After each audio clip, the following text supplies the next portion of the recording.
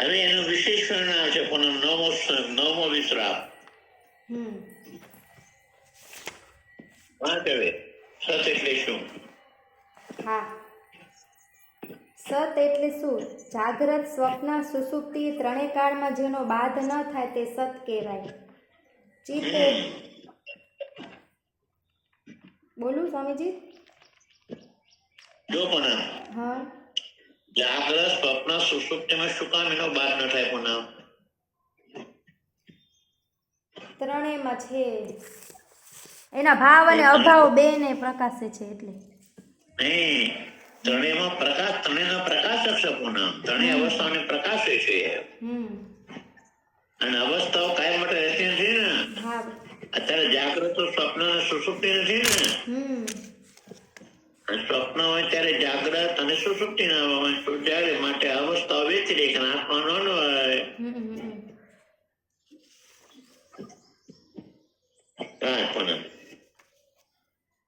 ચિત્ત એટલે શું? તો ગુરુ કહે ત્રણેય કાળમાં જે સર્વને જાણે છે તે ચિત્ત.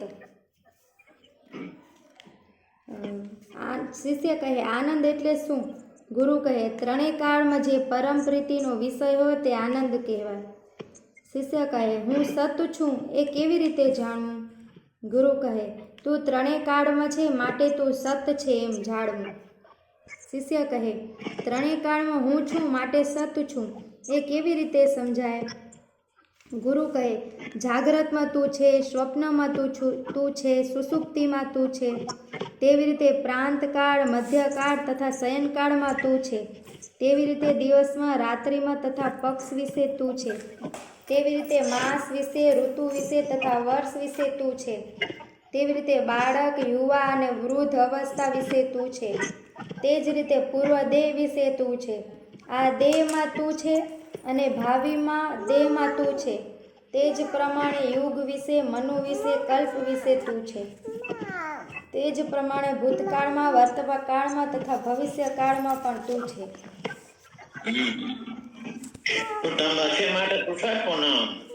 મીનાબેન આગળ વાંચજો તો હું આવું 2 મિનિટમાં. મીનાબેન હા વાંચું. આ વિશ્રામમાં પૂર્વ દેહમાં તું હતો અને ભાવિ દેહમાં તું હોઈશ એ પ્રમાણે ભૂત તથા ભવિષ્ય કાળના સંબંધમાં કહેવા કરતા વર્તમાન કાળના સંબંધમાં છે એવું કહ્યું છે. તે ભૂત તથા ભવિષ્ય કાળની કલ્પના મિથ્યાત્વ માત્ર સૂચવે છે અને આત્માની સદાદી રૂપતા વિશે શ્રુતિ આદિ અનેક પ્રમાણો મોજૂદ છે તથા તેના અસત્તાદિક એટલે અભાવ વિશે પ્રમાણનો સંપૂર્ણ અભાવ છે, જેથી સર્વકાળમાં આત્મા સચ્ચિદાનંદ રૂપ છે એમ નિશ્ચય જાણવું. આ પ્રમાણે ત્રણેય કાળમાં તું છે માટે તું સત છે એવો નિશ્ચય કર. શિષ્ય કહે મારાથી ભિન્ન નામ રૂપ વસ્તુ સહિત ત્રણેય કાળ કેવા જાણવા? ગુરુ કહે તારાથી ભિન્ન નામ રૂપ વસ્તુ સહિત 3 કાળ અસત છે એમ જાણ. શિષ્ય કહે સત તથા અસતનો નિર્ણય કેવી રીતે થાય? ગુરુ કહે સત તથા અસત વસ્તુનો નિર્ણય અન્વય વ્યતિરેક રૂપ યુક્તિથી થાય. શિષ્ય કહે સત તથા અસતના નિર્ણયમાં અન્વય વ્યતિરેક રૂપ યુક્તિ કેવી રીતે ઘટાવશો એટલે સમજાવશો? ગુરુ કહે અન્વય એટલે સંબંધ અને વ્યતિરેક એટલે જુદાપણું. અન્વય તું જે જાગ્રતમાં છે તે જ તું સ્વપ્નમાં છે માટે તું સત છે. વ્યતિરેક એટલે જાગ્રત તારામાં નથી માટે તું જાગ્રત અસત છે. અન્વય એટલે તું જે સ્વપ્ન છે તે જ તું સુષુપ્તિમાં છે માટે તું સત છે. વ્યતિરેક એટલે સ્વપ્ન તારામાં નથી માટે તે સ્વપ્ન અસત છે. અન્વય જે સુષુપ્તિમાં છે તે જ તું પ્રાતઃકાળમાં છે માટે તું સત છે. વ્યતિરેક એટલે સુષુપ્તિ તારામાં નથી માટે તે સુષુપ્તિમાં અસત છે. આ પ્રમાણે તું તમે સમજ્યા? સ્વામીજી સમજવાનું, એટલે કે સ્વામીજી આને એમ કે છે ને કે જાગ્રત અવસ્થામાં સ્વપ્ન છે તો તું સત છે, સપનું સત નથી, એમ ને સ્વામીજી? એ સ્વપ્ન છે. તમે મને કેમ ના પૂછો કોના સમજી? સ્વામીજી હું એને વળી પાછી વાંચત ને સમજવાની કોશિશ કરત ને તમે આગળ સમજાવો. એ વખતે પૂછવું જોઈએ ને. હા સ્વામી સમજાવો મને. સુષુપ્તિમાં આત્મા છે માટે ત્રણેય અવસ્થામાં આત્માનો અન્વય એટલે હોવાપણો. હા, જાગ્રત આત્મામાં નથી, સ્વપ્ન આત્મામાં નથી, સુષુપ્તિ આત્મા નથી, માટે વ્યતિરેકપણો. અત્યારે જાગ્રત છે પણ સ્વપ્ન ને સુષુપ્તિ નથી ને. ના, ત્યારે સ્વપ્ન હોય ત્યારે જાગૃત અને સુષુપ્તિ ના હોય. હા, અને જયારે સુસ્તી હોય ત્યારે જાગૃત સ્વપ્ન ના હોય, વ્યતિરેક થયું ને. હા સ્વામીજી. હા, તમારી પાસે સોનાના દાગીના કેટલા છે? 10 દાગીના માની લો, બરોબર ને? હા, હા બિલકુલ સ્વામીજી. તમારી બંગડીમાં સોનું છે, હા, તમારા હારમાં સોનું છે, હા, તમારા લોકેટમાં સોનું છે, હા, એ સોનું ન હોય. બરોબર. અને જે હાર છે તે બંગડી નથી અને બંગડી છે તે લોકેટ નથી, માટે વેચી રે. અચ્છા, સમજી ગઈ સ્વામીજી. હા, સમજી ગયા ને વાત વિનાબેન? હા સમજાય ગયું. સોનું છે બધે છે, હંમેશા છે. એ નો હોય. અને દાગીના એકબીજામાં નથી ને. ના, એકબીજામાં નથી. એ વેચી રે. જયારે એક હોય ત્યારે બીજાનો અભાવ હોય, એટલે કે ન હોય. એટલે અવસ્થામાં તમારો આત્મા છે માટે આત્મા, અવસ્થાઓ આત્મામાં નથી માટે વેચી રે. હા, બરોબર ને? હા સ્વામીજી. હા,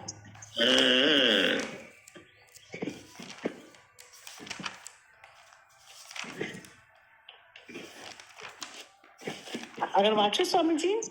વાંચો હવે. આ પ્રમાણે તું પ્રાતઃકાળ, મધ્યાહ્નકાળ, સાયંકાળ, દિવસ, રાત્રિ, પક્ષ, માસ, ઋતુ વગેરે કાળના વિભાગમાં તથા બાળક, યૌવન, વૃદ્ધ અવસ્થામાં તથા પૂર્વ દેહ, વર્તમાન દેહ અને ભાવિ દેહમાં તથા યુગ, મનુ, કલ્પ તથા ભૂત, વર્તમાન અને ભવિષ્ય કાળમાં છે. માટે તું આત્મા સત છે અને તે વિભાગો આદિ તારામાં નથી, માટે તે વિભાગો આદિ અસદ છે. એમ અન્વય વ્યતિરેક રૂપ યુક્તિ સત તથા અસતનો નિર્ણય કરવામાં ઘટાવ છે. શિષ્ય કહે, હું ચિત્ત કેવી રીતે છું? ગુરુ કહે, તું ત્રણેય કાળને જાણે છે માટે તું ચિત્ત છે. શિષ્ય કહે, ત્રણેય કાળને હું જાણું છું માટે હું ચિત્ત છું, એ કેવી રીતે સમજાય? ગુરુ કહે, જાગ્રતને તું જાણે છે, સ્વપ્નને તું જાણે છે અને સુષુપ્તિને તું જાણે છે. પ્રાતઃકાળને તું જાણે છે, મધ્યાહ્ન કાળને તું જાણે છે, સાયંકાળને તું જાણે છે.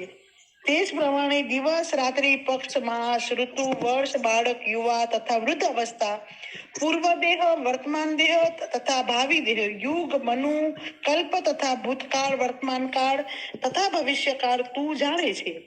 આ રીતે સર્વકાળ તું જાણે છે માટે તું ચિત્ત છે, એમ સમજી નિશ્ચય કર. શિષ્ય કહે, મારાથી ભિન્ન નામ રૂપ વસ્તુ સહિત ત્રણ કાળ કેવા જાણવા? ગુરુ કહે, તારાથી ભિન્ન નામ રૂપ વસ્તુ સહિત ત્રણેય કાળ જળ છે માટે જળ જાણવા. એટલે સ્વામીજી જે કાળ હતા એ જળ છે એમને? ભૂતકાળ એકલો જળ? હા સ્વામીજી. જળ અને ચેતન કોને કહેવાય? જળ કોને કહેવાય અને ચેતન કોને કહેવાય? ચેતન એને કહેવાય જે પોતાને પણ જાણે અને બીજાને પણ જાણે, એ ચેતન. જે પોતાને પણ ન જાણે અને બીજાને પણ ન જાણે તે જડ. તમારો આત્મા જાગૃતને જાણે છે, સ્વપ્ન જાણે છે, સુષુપ્તિને જાણે છે માટે ચેતન. તમારો આત્મા જાગ્રત સ્વપ્નને જાણે છે? આત્મા તો જાગૃત જાણે અવસ્થા સ્વપ્નને જાણે છે ના અને સ્વપ્ન અવસ્થા સુષુપ્તને જાણે છે. ના માટે અવસ્થા જડ અને આત્મા ચેતન એમ. આ કાળ તો એ ભવિષ્ય એ કાળ બી એવી રીતે સંબંધમાં રહે ને તે વર્તમાન કાળ ભૂતકાળને જાણે છે. તમે જાણો છો વર્તમાન ભૂતકાળ માટે તમે ચેતન કાળ જડ ના થયો. હા હા હા એવી રીતે સમજી ગઈ સમજી ગઈ. હા. અત્યારે તમારો વર્તમાન જે ભૂતકાળ વયો ગયો એને તમે વર્તમાન કાળ જાણે છે. એ નથી જાણતો, હું જાણું છું. બરોબર સ્વામી. હા એટલે કાળ જડ. હા હા એટલે જાણો. શિષ્ય કહે ચિત્ત અને જળનો નિર્ણય કેવી રીતે કરવો? ગુરુ કહે ચિત્ત અને જળનો નિર્ણય અન્વય વ્યતિરેક રૂપ યુક્તિથી કરવો. શિષ્ય કહે ચિત્ત અને જળનો નિર્ણય કરવામાં અન્વય અને વ્યતિરેક રૂપ યુક્તિ કેવી રીતે ઘટાવશો? ગુરુ કહે અન્વય તું જે જાગ્રતને જાણે છે તે જ તું સ્વપ્નને જાણે છે, માટે તું ચિત્ત છે. વ્યતિરેક એટલે જાગ્રત તને જાણે નહીં, માટે તે જાગ્રત જડ છે. અન્વય તું જે સ્વપ્નને જાણનાર છે તે જ તું સુષુપ્તિને જાણે છે, માટે તું ચિત્ત છે. વ્યતિરેક એટલે સ્વપ્ન તને જાણે નહીં, માટે તે સ્વપ્ન જડ છે. જાગ્રત ને તું જાણે માટે તું ચિત્ત, જાગ્રત ને ન જાણે માટે જાગ્રત જડ. સ્વપ્ન તું જાણે છે માટે તું ચિત્ત, સ્વપ્ન તને જાણે નહીં માટે તે જડ. સુષુપ્તિ તું જાણે છે માટે તું ચિત્ત, સુષુપ્તિ તને જાણે નહીં માટે તે જડ. હા, આ પ્રમાણે ચિત્ત અને જડતા નિર્ણયમાં અન્વય વ્યતિરેક રૂપ યુક્તિ ઘટાવજે. અન્વય કોને કઈ વ્યતિરેક? જે બધામાં હોય તે અન્વય અને બધા એના ના હોય વ્યતિરેક. મીનાબેન બરોબર ને? હા સ્વામી. તમારા બધા દાગીનામાં સોનું છે માટે સોનાનો અન્વય અને દાગીના સોનામાં નથી એટલે દાગીનાનો વ્યતિરેક. હા સ્વામી. મીનાબેન ના ઘરની અંદર લોખંડના જેટલા વસ્તુઓ છે એ બધામાં લોખંડ છે માટે લોખંડ નો અન્વય, પણ વસ્તુઓ લોખંડમાં નથી એટલે વસ્તુ નો અન્વય. એમ જાગૃત અવસ્થામાં તમે છો માટે તમારો અન્વય, પણ અવસ્થાઓ તમારો નથી માટે તે વ્યતિરેક. હા સ્વામી. બરોબર ને? હા સ્વામીજી. હા, હવે સમજાઈ ગયું. શિષ્ય કહે હું આનંદ કેવી રીતે છું? ગુરુ કહે ત્રણેય કાળમાં તું પરમ પ્રિય છે, માટે તું આનંદ છે. શિષ્ય કહે ત્રણેય કાળમાં હું પ્રિય છું માટે આનંદ છું, એ કેવી રીતે જાણું? ગુરુ કહે જાગ્રતમાં તું પ્રિય છે, સ્વપ્નમાં તું પ્રિય છે અને સુષુપ્તિમાં તું પ્રિય છે. તે પ્રમાણે પ્રાતઃ કાળે, મધ્યાહ્ન કાળે, સાયં કાળે તું પ્રિય છે. દિવસ રાત્રિ તથા પક્ષ વિશે તું પ્રિય છે. માસ ઋતુ વર્ષ વિશે તું પ્રિય છે. બાળક યુવા વૃદ્ધા અને વૃદ્ધાવસ્થા વિશે તું પ્રિય છે. પૂર્વ દેહ, વર્તમાન દેહ તેમજ ભાવિ દેહ વિશે તું પ્રિય છે. યુગ મનુ તથા કલ્પ વિશે તું પ્રિય છે. તેવી જ રીતે ભૂતકાળ, ભવિષ્યકાળ અને વર્તમાન કાળમાં પણ તું જ પ્રિય છે. હા સ્વામીજી, એટલે બધી વખતે પોતાની જ આત્મા પ્રિય જે આપણે માનીએ જ ને. હા સ્વામીજી.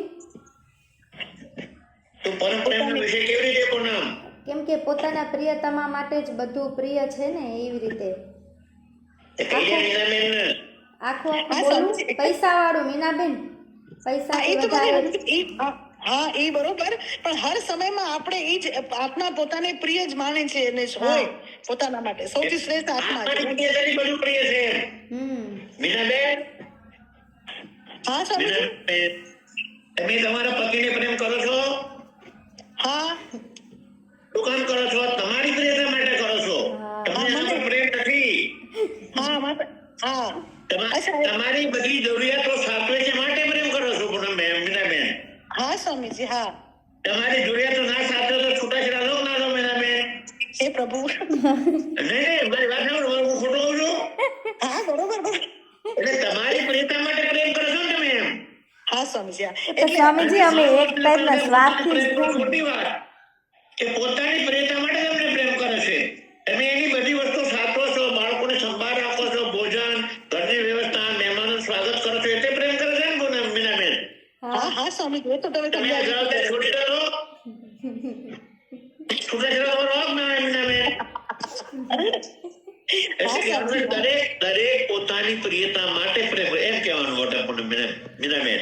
એ તો સમજી ગઈ સ્વામીજી, પણ આમાં લખ્યું છે ને ભૂતકાળ, ભવિષ્યકાળ, વર્તમાનમાં. બધામાં તમે બધામાં પ્રિય છે એટલે બધામાં પ્રિય છે. તમે મીનાબેન, તમે ઘીરે, તમારી ઘીરે તમે જયારે દીકરી હતા, ઠીક છે સ્વામીજી. સ્વામીજી આનામાં આવ્યું ને યુગ મનુ તથા કલ્પ વિશે તું પ્રિય છે, એટલે શું થાય યુગ મનુ કલ્પ? આ બધા યુગ, મનુ, કલ્પ એ કાળ છે મીના પુના. અચ્છા, એ કાળ કાયમ માટે ના હોય ને, હા હા અને આત્મા તો કાયમ માટે છે ને મીના પુના. હા હા યુગ, મનુ, કલ્પ કાળ છે. યુગ બદલાઈ જાય, મનુ બદલાઈ જાય, કાળ બદલાઈ જાય, આત્મા બદલાય મીના પુના ના માટે. આપણે ચોખાની રસોઈ કરીએ તો એક જ દાણો ચોખાનો પાક્યો જોઈને સમજી જાય કે બધા ચોખા પાકી ગયા છે. એ પોતાની પ્રિયતા માટે બધું પ્રિય છે.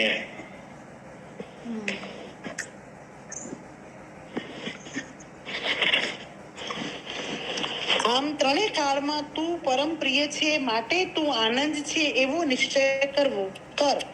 શિષ્ય કહે, મારાથી ભિન્ન નામરૂપ વસ્તુ સહિત ત્રણ કાળને કેવા જાણવા? ગુરુ કહે, તારાથી ભિન્ન નામરૂપ વસ્તુ સહિત ત્રણ કાળ દુઃખરૂપ છે એમ જાણવું. શિષ્ય કહે, આનંદ તથા દુઃખનો નિર્ણય કેવી રીતે થઈ શકે? ગુરુ કહે, આનંદ તથા દુઃખનો નિર્ણય અન્વય વ્યતિરેક રૂપ યુક્તિથી થાય છે. શિષ્ય કહે, આનંદ તથા દુઃખના નિર્ણયમાં અન્વય વ્યતિરેક રૂપ યુક્તિ ઘટાવો. ગુરુ કહે, અન્વય તું કે જે જાગ્રતમાં પરમ પ્રિય છે તે જ તું સ્વપ્નમાં પ્રિય છે, તેથી તું આનંદ છે. જે જાગ્રતાદિ કાળમાં આત્મામાં ભાસે છે તે કાળ યદ્યપિ દુઃખરૂપ છે, તથાપિ અધ્યાસ ને લીધે તે કાળ આત્માને ચિદાભાસ દ્વારા પ્રિય ભાસે છે. તે વખતે અન્ય કાળ પ્રિય ભાસતો નથી, માટે સર્વ કાળમાં વ્યભિચારી પ્રીતિ છે, અને તેથી તે પ્રીતિ વાસ્તવ દુઃખરૂપ જ છે. વિષયમાંથી જે પ્રિયતા દેખાય દુઃખરૂપ એમ. બરોબર. વિષયમાં જે સુખ દેખાય દુઃખરૂપ ને એમ. હા હા, વિષય ભોગ હોય તો ક્ષણિક હોય, ખતમ થઈ ગયો. અને આત્મામાં એટલે પોતાનામાં પ્રીતિ સર્વદા અવ્યભિચારી છે, માટે આત્મા આનંદરૂપ છે. વ્યતિરેક જાગ્રત અને પ્રિય નથી, માટે તે જાગ્રત દુઃખરૂપ છે. એ પ્રમાણે આનંદ અને દુઃખના નિર્ણયમાં અન્વય વ્યતિરેક રૂપ યુક્તિ ઘટાડવી. શિષ્ય કહે, હું પરમ પ્રિય છું એ કેવી રીતે જાણવું? ગુરુ કહે, પુત્રના મિત્રમાં જે પ્રીતિ રહે છે તે પુત્રને લીધે જ રહે છે, અને પુત્રમાં જે પ્રેમ છે તે તેના મિત્રના લીધે નથી, માટે પુત્ર અધિક પ્રિય છે.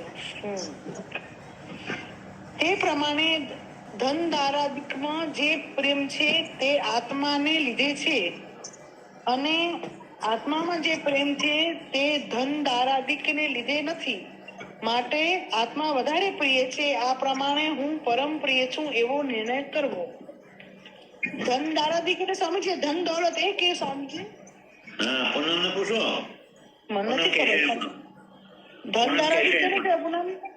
એટલે આત્મામાં જે પ્રેમ એની ધનમાં નથી. જેમ કે આપણી પાસે રૂપિયા હોય તો આપણે આપણા કુટુંબ કોઈ બીમાર હોય તો આપણે ધન આખું દઈ દઈએ ને એમ. હા, એ સમજી ગઈ. એ તો છે, એટલે ધન દારાદિક એટલે ધન દોલત એ જ ને. સમજી ગયા, ઠીક છે. ગુજરાતી છે ને સ્વામીજી, અમે છે ને આ સાઈડમાં ગુજરાતી ને છે ને આવા શબ્દ કરવાનું છે. હા ભલે વાંચો લો. આત્મામાં જે પ્રેમ છે તે ધન દારાદિકને લીધે નથી, માટે આત્મા વધારે પ્રિય છે. આ પ્રમાણે હું પરમ પ્રિય છું એવો નિર્ણય કરવો. 8મા વિશ્રામમાં પૃષ્ઠ 86-87માં ખુલાસો વાંચો. શિષ્ય કહે, પ્રીતિનો ન્યૂનાધિક ભાવ કેવી રીતે જાણવો? વિતાત પુત્ર પિય પૃતાત પિંડ પિંડાતેથેન્દ્રિયમ ઇન્દ્રિયાચ પ્રિય પ્રાણ પ્રાણાદાત્મ પર પ્રિય. એક જાગ્રતમાં સર્વથી પ્રિય દ્રવ્ય છે, કારણ કે પુરુષ દ્રવ્ય માટે દેશ છોડી પરદેશ જાય છે અને પ્રસંગીએ આવે દ્રવ્ય માટે અનેક નીચ કર્મ કરે છે, માટે દ્રવ્ય પ્રિય છે. 2. દ્રવ્યથી પુત્ર પ્રિય છે. જો કોઈ ચોરી આદિ દુષ્ટ કર્મ કરવાથી પુત્ર કેદમાં પડે છે તો તેને માટે પિતા ધન ખર્ચીને તેને છોડાવે છે, માટે ધનથી પુત્ર વધારે પ્રિય છે. 3. પુત્ર કરતાં શરીર વધારે પ્રિય છે, કારણ કે જ્યારે દુષ્કાળ આવે છે ત્યારે કેટલાય માતા પિતા પોતાના પુત્રને વેચીને પોતાના શરીરનો નિર્વાહ કરે છે, માટે પુત્રથી પોતાનું શરીર વધારે પ્રિય છે. 4. શરીર કરતાં ઇન્દ્રિય પ્રિય છે, કારણ કે કોઈ મારવા આવે ત્યારે નેત્ર આદિ ઇન્દ્રિયોને બચાવવા શરીર ઉપર માર પણ આંખ, કાન, નાક, મુખ ઉપર મારતો નહીં એમ કહે છે. મોહ શરીર કરતાં ઇન્દ્રિયો વધારે પ્રિય છે. 5. ઇન્દ્રિયોથી પ્રાણ વધારે પ્રિય છે, કારણ કે કોઈ દુષ્ટ કર્મ કરવાથી તે કર્મ કરનારના પ્રાણ લેવાનો જ્યારે રાજા હુકમ કરે છે ત્યારે તે કહે છે કે મારું ઘર, સ્ત્રી, પુત્ર આદિ લૂંટી લો, પણ મારા પ્રાણ ના લેશો. આમ વિનંતી કર્યા છતાં જ્યારે રાજાની આજ્ઞા પ્રાણ લેવાની જ કાયમ રહે છે ત્યારે તે કહે છે કે મારા કાન, નાક, હાથ, પગ અથવા બીજો ગમે તે અવયવ કાપી લો, પણ મારા પ્રાણ લેશો નહીં. આથી નક્કી થાય છે કે ઇન્દ્રિયોથી પ્રાણ અધિક પ્રિય છે.